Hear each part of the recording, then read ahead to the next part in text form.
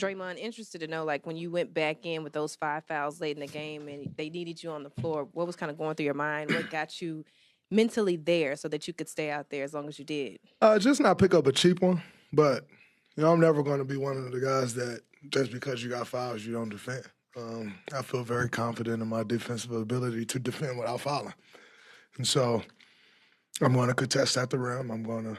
But in that situation, you just got to make sure your fundamentals are clean, and so that's what I try to do. If I'm going to go vertical with a man at the rim, or if I'm going to guard Şengün at the post, I just try to make sure that my fundamentals are there. But yeah, I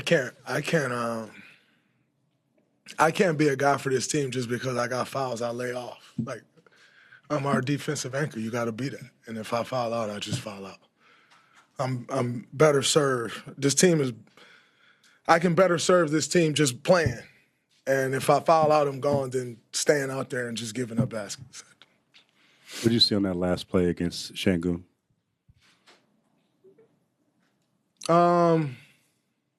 He likes the ISO right in the middle of the paint. So he started coming downhill. I gave a little ground. And Stack always tells us it's a time that you have to get serious. He says it's time to get, and you just try to pick that point, I want to pick it too early where, he's facing me, and now I pick up a cheap one, so just try to find that sweet spot and where to get serious, as Stack says, and I thought I found a good spot. He took a deep jump hook.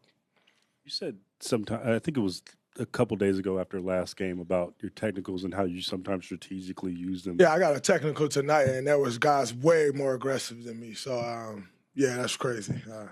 Well, what happened overall in that second? I think it was the second quarter from the technical, and then they were trying to muddy the game up, but it's fine. We kept it pushing. Draymond, I'm curious your thoughts on Podziemski, and not so much his shooting or his skills, but for a young guy, as Steve said, he's a second-year player who plays like he's a 10th-year guy. What about his makeup allows him to have a game like this on this stage? I think it's his heart. Skill is, the skill is there.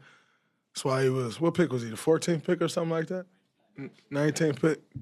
That's why he, coming from a smaller school, was 19th pick. The skill is there, but it's his heart. And I like to call it irrational confidence, although he puts the work in, but he has irrational confidence. It's one of those things that I actually wish I had. But he just has the ultimate belief in himself and his abilities. And he went out there, he showed it. And quite honestly, he's been showing it for the last few months. Since he came back from injury, he's pretty much been lights out, and tonight we needed it in a major way, and he stepped up. He answered the call, 26 points. Just, he's one of those guys that you want on your side.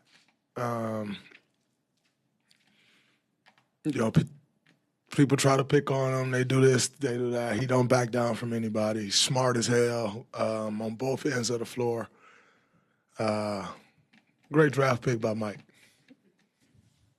Draymond, when it comes to Dillon Brooks, obviously he's always after the mental game. He's always talking on the free throw line. Anytime the ref is not paying attention, he's throwing a shot maybe. How do you guys ever have to actually calm the other down? Like, don't let him get in your head, or have a conversation about Dillon Brooks and what he's trying to do to kind of take you guys out of your game? Nah, they do that. Who? Like, they be calming each other down, telling them, don't worry about it. We don't get off into that. We just do what we do. What did you think about Steph's taunting technical? All he said was, that's two. There's been way more taunting than that in this series. But, hey, it is what it is. I like it. I think we all could see what Jimmy was going through out there, clearly not at 100%. What did you think of what he gave you guys, and what did you what did it take for him to play like that? Well, his presence, number one, is huge. I've spoke about it over and over again, just the commitment that our ownership group and front office made to Jimmy, but not only to Jimmy, to Steph and I. And Steve, we've been here for many years and still feeling like we have a chance, but not quite there and need a little boost. And our ownership group made a 2-year, $120 million commitment for us to get that boost. And what he's meant since he's been here. Like tonight was great. He played through the injury. It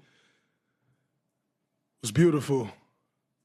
But it's just his presence. What his presence does for this team is humongous. The first 3 quarters, he couldn't move. Not sure how he started moving in the fourth quarter, but first 3 quarters, he couldn't move. And yet, he never complained. He stuck with it. And I think when it was most important, when the time was right, everybody on our side looked to get him the ball. And when you get him the ball, he made great things happen for himself or for others. And, it was huge. I think my favorite play was the last rebound. I looked up, I thought it was Kuminga out there flying. It was Jimmy. That was my favorite play of all of them that he made. You've dealt with, trying to get back from injury and Rick and, how cautious Rick can be. Did you see Jimmy much over the last couple of days? And were you surprised he was able, basically to convince Rick to give him the green light? I wasn't surprised because it's a playoff game. If it was a regular season game, Rick wouldn't even talk to him. But playoff game, I haven't seen him. Saw him in the meeting and then he's out the way. Saw him shoot around quickly. He was gone out the way, like no extra shooting or anything. So I came into the locker room today and, Jimmy has his whole little aura going with the candles and stuff. And I didn't see all of his things. And I was like, so is he not playing? Because they just kind of had us go through shoot around like maybe he would be playing, and now I don't see him. But he was huge. Showed up for us and closed the game off for us. It's big. Draymond, you mentioned them trying to muddy it up a little bit. How concerned were you with not just the fifth and sixth personal foul, but the second technical foul, playing with one for most of the game? Not at all. I wasn't worried about a second tech. Can't play the game worrying. It's like I said before, if I'm going to go out there worrying, I'm not doing this team any justice. I just go sit down if I'm just going to go out there and be cautious. There's no place to be cautious. Playoff basketball. Got to give it everything you got. So I wasn't worried one bit. You've shrugged off their fans and some of the comments they've made about you this series. Have you felt your restraint from yourself and kind of walking that line? I'm always walk that line. That's who I am. Habitual line stepper. I was just playing. Draymond back here, you referenced how they gave you that boost with Jimmy. Obviously, you weren't in the playoffs last year. How much do you appreciate being back here at this point in your career? Steph talked about it too, where you guys have a legitimate chance to do it all again. This is what you live for. When you've been to the mountaintop, it's a little tough for other things to excite you, except getting back to the mountaintop. And I see Joe standing back there. This guy doesn't allow us to just walk around here. Like, if the goal isn't to get to the mountaintop, he's not happy. And then everybody's around here not happy, and it's just not a happy place when we're not competing for that. And, to have the opportunity at this point to still compete and make a run for it, it's all you can ask for. It's all you ever wanted. You're training in the summer. You're on the days where you don't feel like getting up, getting out of bed. It hurts. This is what you do it for, to get to this moment and have a chance to compete for it all. And I think we got as just as good a chance as anybody to do it. We know how to do it. And that's been our mission since February. Draymond, with the opportunity to close it out in Houston, how do you approach a Game 5 like that, with that kind of opportunity? We know they're going to come out and try to punch us in the mouth. Any team facing elimination is going to do that.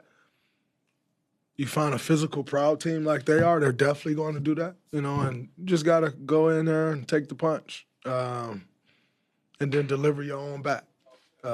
So be a tough game. It'll be the toughest one of them all. It always is. But, we just need to go in, stick to our game plan. And if we do that, we give ourselves a chance to win. Draymond, you're adding to that question, considering how the health of this team is right now, how important is it for you guys to get Game 5 done so you guys can get the necessary rest going into the next? It's not the end of the world.